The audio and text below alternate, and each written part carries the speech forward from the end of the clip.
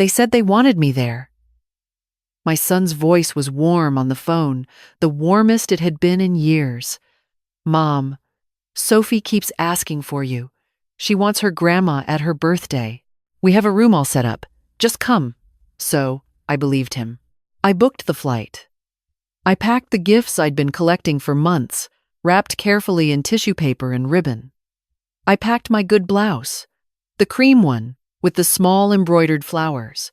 And then I landed in Denver, pulled my carry-on through baggage claim, walked out to arrivals, and stood at the curb for 51 minutes before I understood. Before I opened my phone and saw the photos. A lake house, somewhere in the mountains. My son, his wife Amber, and my granddaughter Sophie, all three of them laughing in life jackets on a dock. Caption: Sophie's 5th birthday weekend getaway. Perfect weather, perfect family, no grandma in the picture. No rooms set up waiting. It started 6 weeks before, on a Tuesday evening in October. I was sitting in my kitchen in Tucson, grading nothing. I'd been retired from teaching for 3 years and still sometimes sat at the table with a cup of coffee, like I had papers to look over. Old habits. My phone rang, and it was my son Ryan. He doesn't call much. Mostly texts, usually short ones. Running late, or Amber says hi, or just a thumbs up emoji when I send something. So when his name came up on the screen, my stomach did something instinctive. The thing it does when you're a mother and your child calls unexpectedly, you assume something is wrong. Mom, hey, how are you doing? I'm fine, honey. Is everything okay? Everything's great. Really great, actually. His voice had a brightness to it, almost rehearsed, but I didn't notice that then. So listen, Sophie's birthday is coming up, the big 5. And she's been asking about you.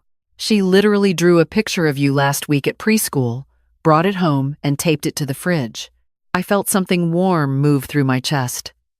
She did? Yeah.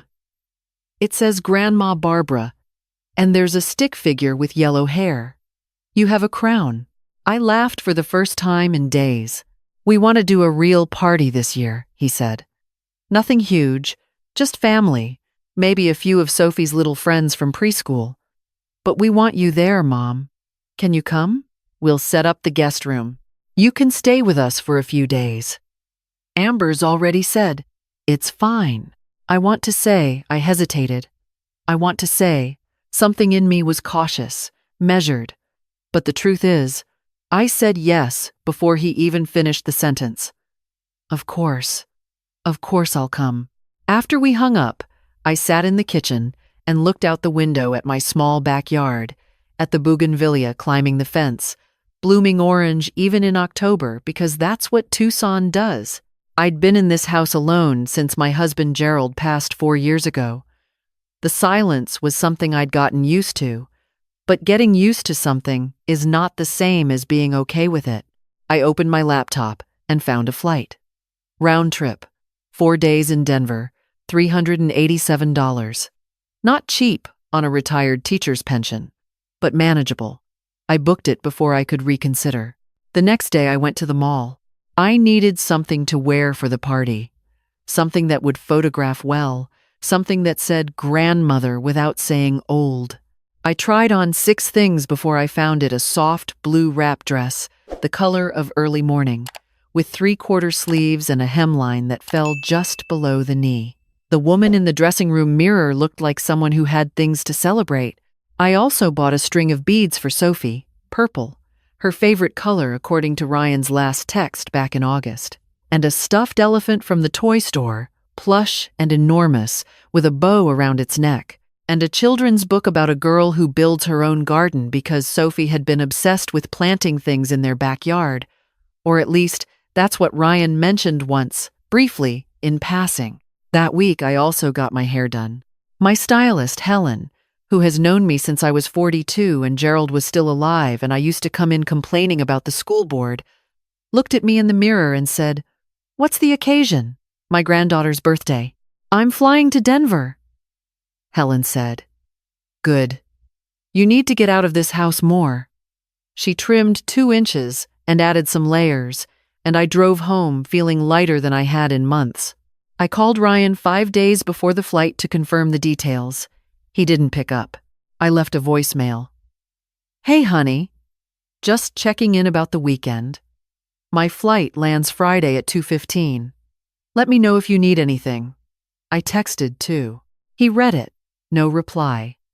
But Ryan had always been a slow responder, and Amber was managing the preschool pickup and the grocery shopping and the whole machinery of a household with a 5-year-old, so I made excuses.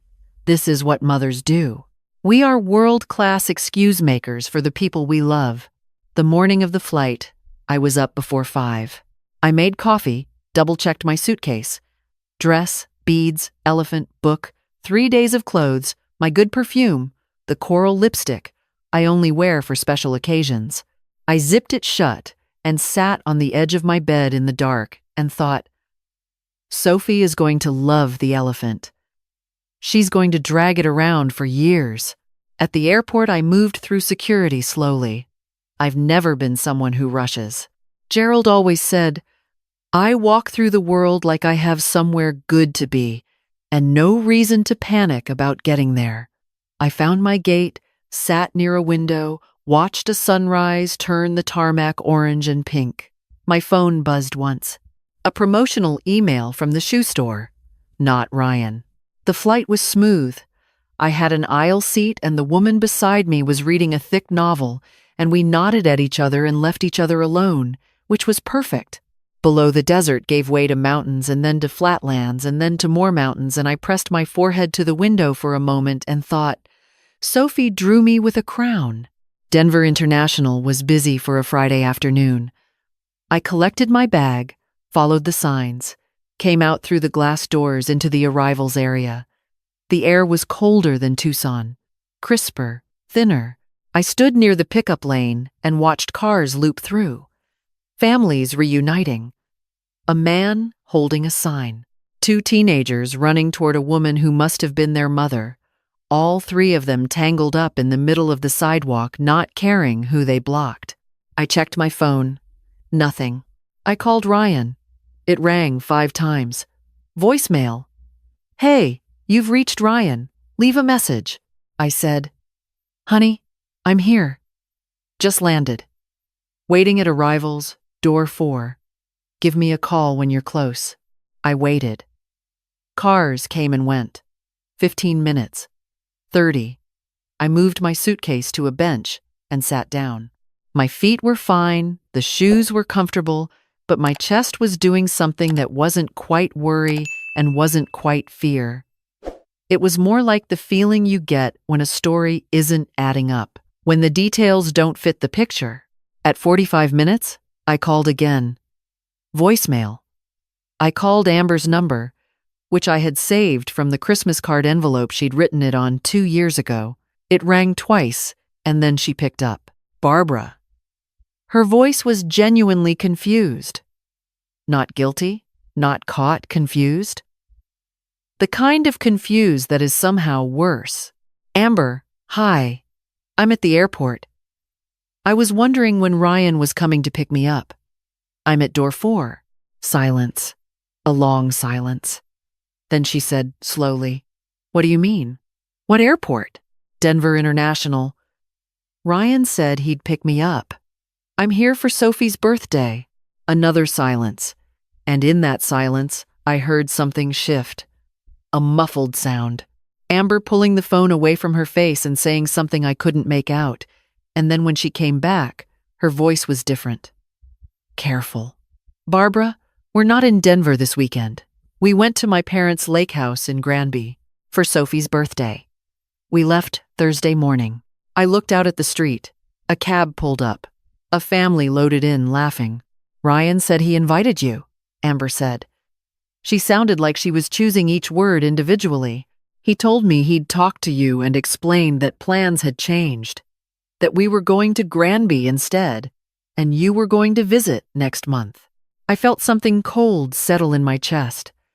He didn't tell me that. Barbara, He called me 6 weeks ago and said, come to Denver for Sophie's birthday. He said you had a room set up. She was quiet again. And then, very quietly, she said, I'm sorry. I didn't know. I thought he'd called you back. I need to speak to my son.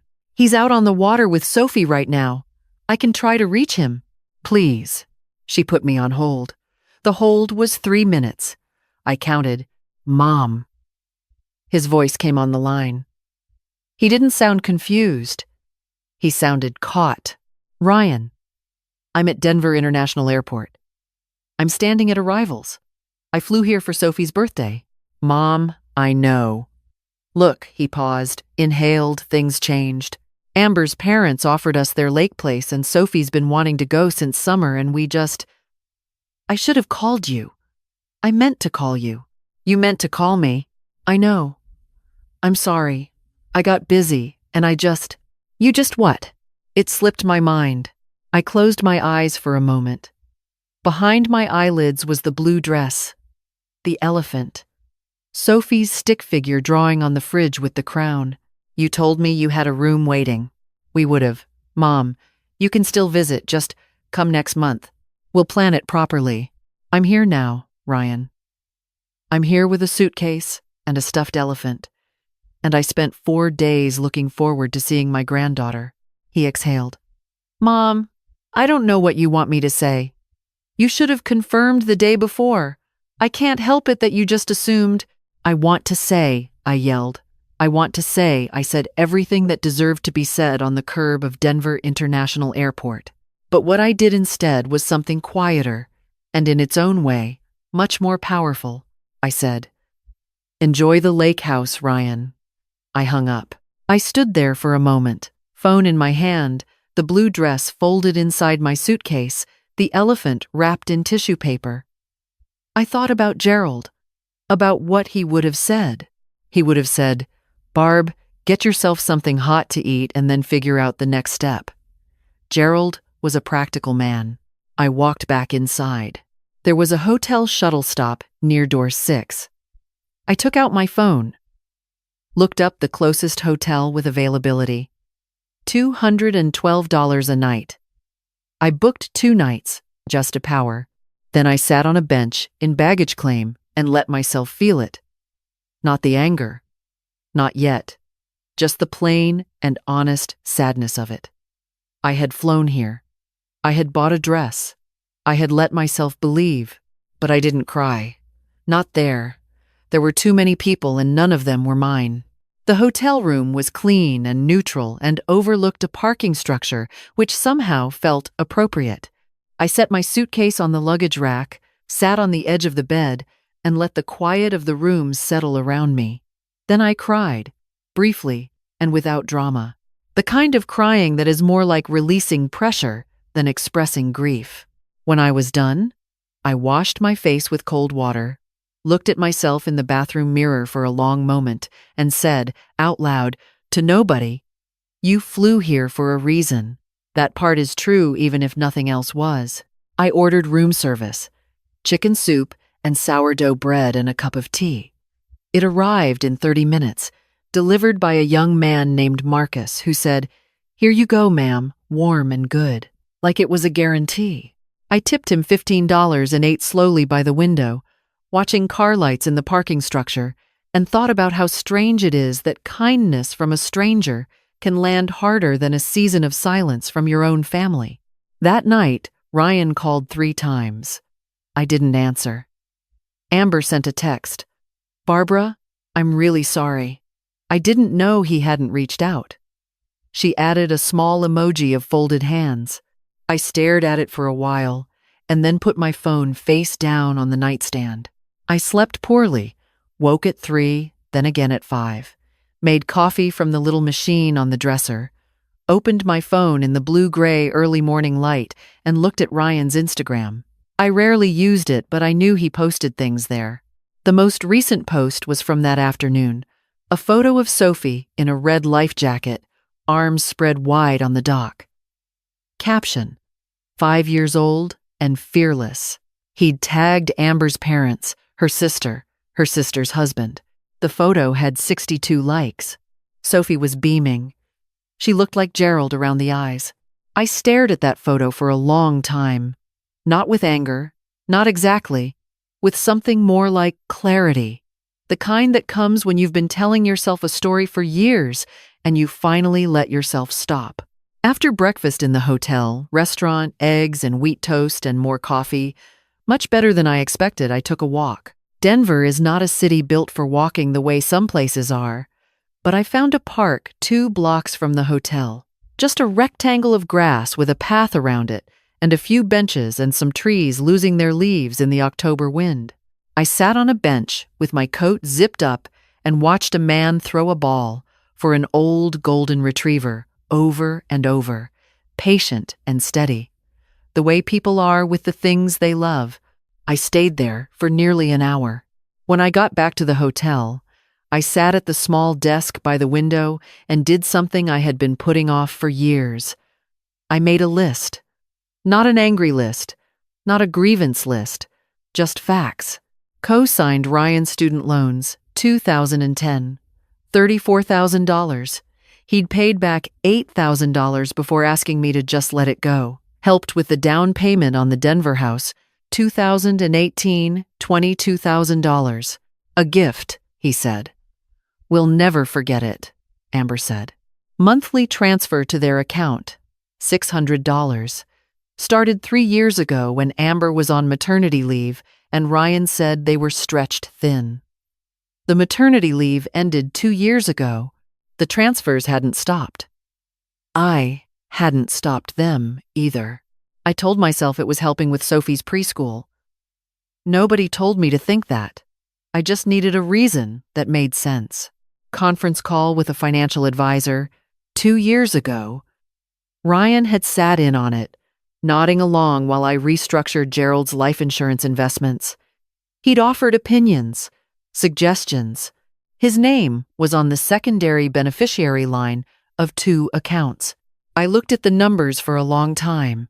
The total was not as neat as some stories.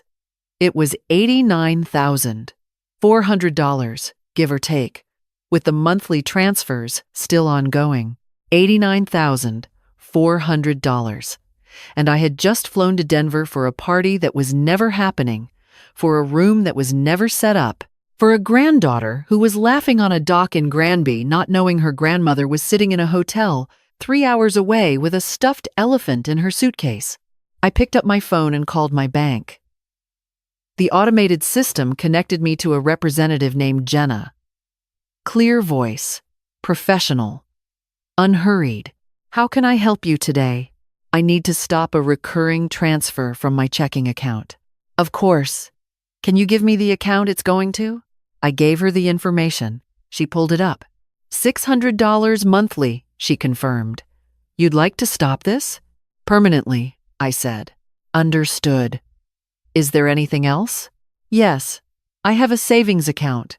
I need to remove a secondary name from it. That's a slightly longer process, she said, but we can start it today. You'll need to come into a branch or send notarized documentation. I'll come in. Is there a branch near downtown Denver? She gave me the address. I wrote it down. After I hung up, I sat for a moment in the quiet.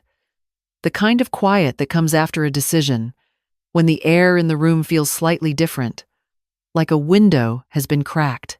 I got dressed, put on the coral lipstick, and walked 4 blocks to the bank.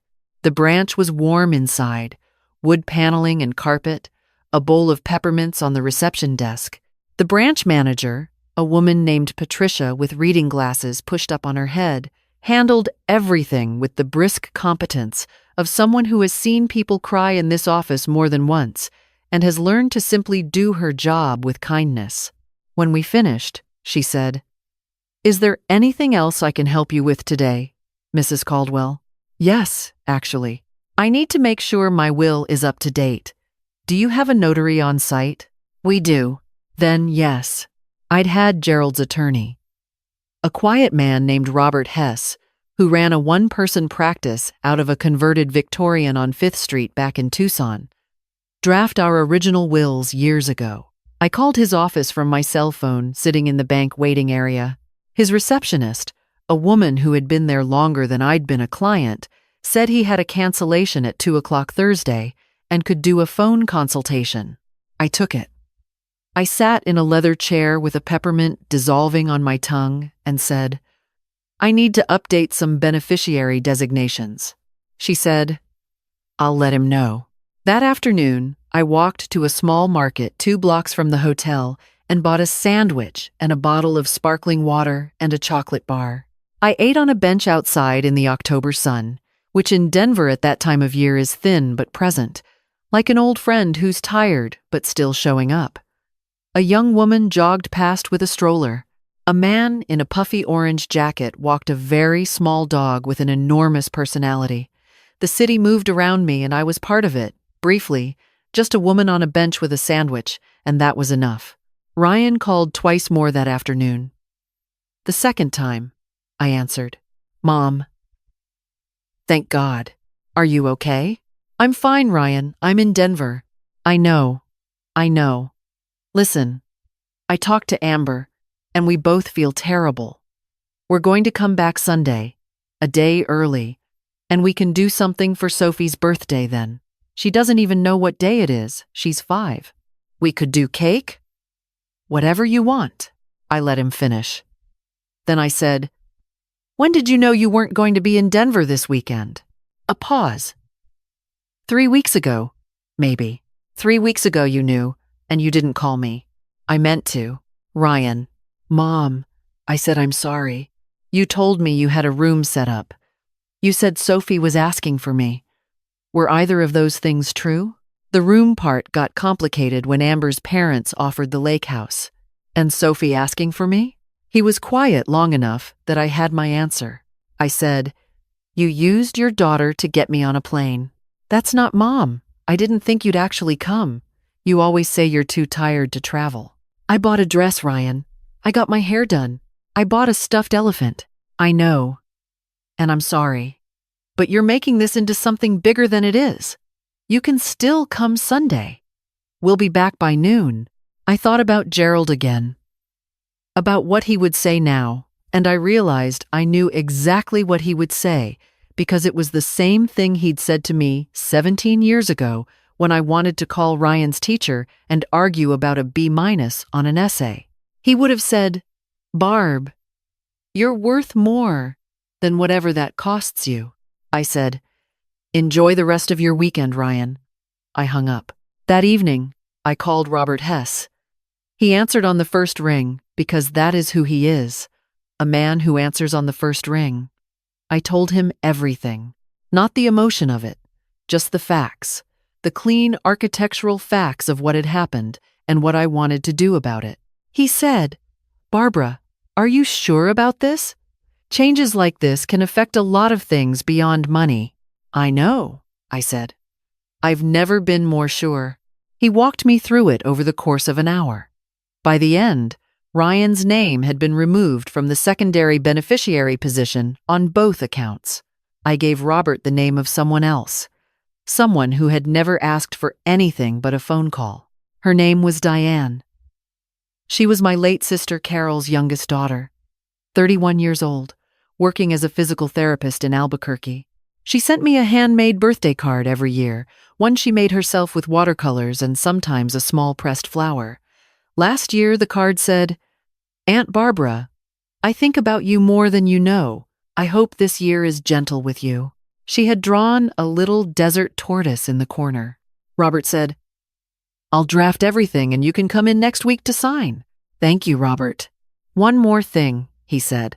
"The loan co-signature. I can start a review of your options for removing yourself from that obligation. It may not be straightforward, but it's possible. Start the review." When I hung up, the hotel room was dark, except for the lamp on the nightstand. I turned on the television, found a documentary about birds of prey in the American West, falcons mostly, and watched it all the way through. The narrator's voice was calm and precise, the kind of voice that makes everything feel like it can be explained. I fell asleep before the end. In the morning, Saturday, I put on the blue dress. Not for a party, not for anyone, for myself and for the day, which was mine. I took a cab to the Denver Botanic Gardens because it was on a list I'd made on my phone the night before, under the heading, Things to Do That Are Actually Good.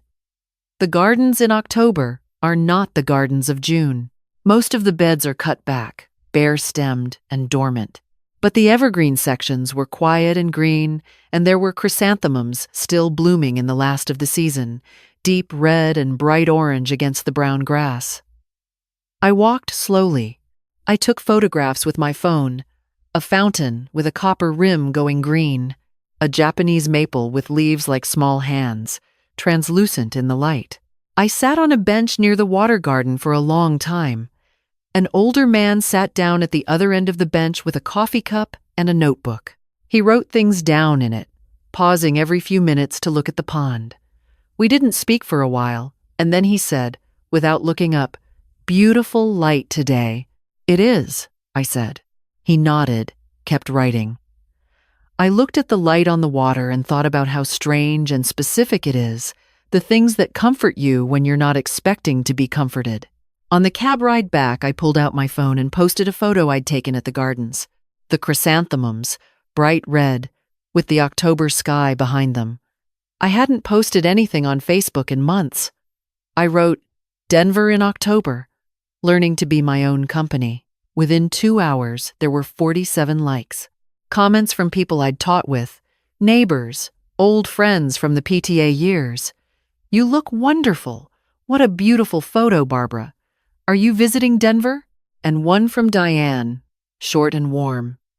"Aunt Barbara, I'm in Denver this weekend for a conference. Can we get dinner?" I stared at that for a long moment. Then I typed, "Yes, name the place." We met at a small Italian restaurant in Capitol Hill that Diane had read about online. She was already there when I arrived, standing up when she saw me, and she hugged me the way young people sometimes hug, fully, without reservation, like they mean it with their whole bodies. She looked like her mother.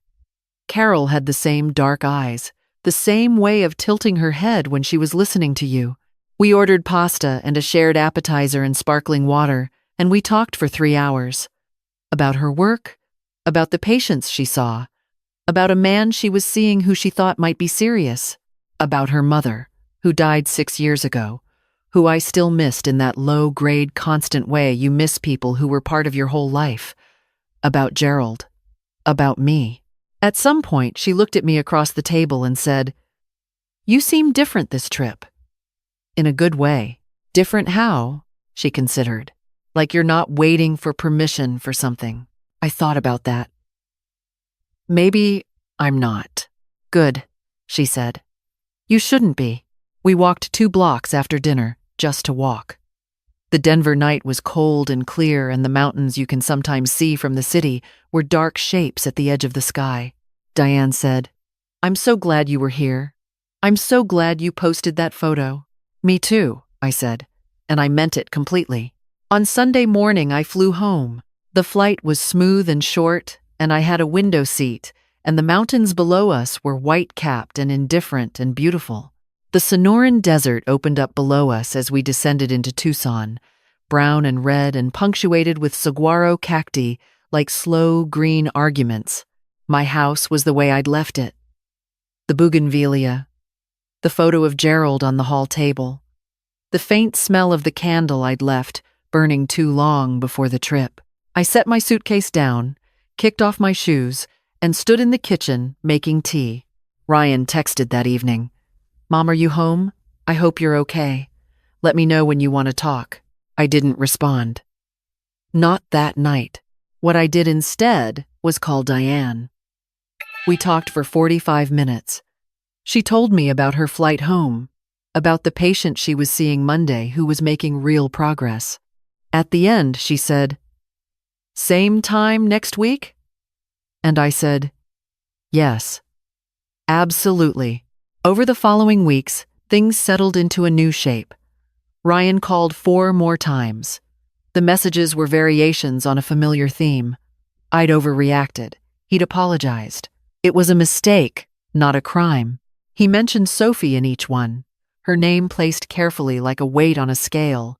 I listened to each message once. I didn't call back. What I did do, I had Robert Hess finalize the paperwork. I met with a financial advisor to rebalance Gerald's accounts in my name only, cleanly, without any secondary access. I canceled the monthly transfer permanently and confirmed it was done.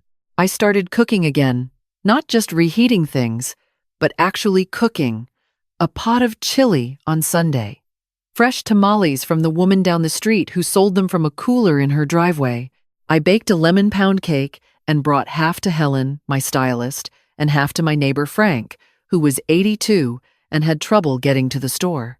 Diane and I talked every week, sometimes twice. She started sending me photos from her work. A patient who'd learned to walk again after a surgery. A hawk she'd seen from her window. I sent her photos of the bougainvillea, the cactus wrens in the backyard, the sunset behind the mountains that, in Tucson, is genuinely unreasonable in its beauty. One Thursday, she called and said, "Aunt Barbara, I have to ask you something, and I want you to know there's no pressure." Okay, my lease is up in February. My boyfriend is moving to Tucson for work. I was thinking, maybe the same direction. I kept my voice level. How would you feel about that? I'd feel like I was moving closer to someone who actually matters to me. If that's okay, I was quiet for a moment. Then I said, "I think there might be a casita behind my neighbor's house that's available." She laughed. Her mother's laugh exactly. 2 months after Denver, a letter arrived from Ryan. Not an email, an actual letter, in an envelope with his handwriting on the front. I held it for a long time before I opened it. Inside, the handwriting was careful, like he'd drafted it more than once. "Mom, I know I handled everything wrong. I know sorry doesn't fix it, but I need you to understand that we're family, and families work through things. Sophie drew another picture of you last week. She put you at a table with a birthday cake. I want to bring her to Tucson in the spring. I want to try again. Please." I read it twice.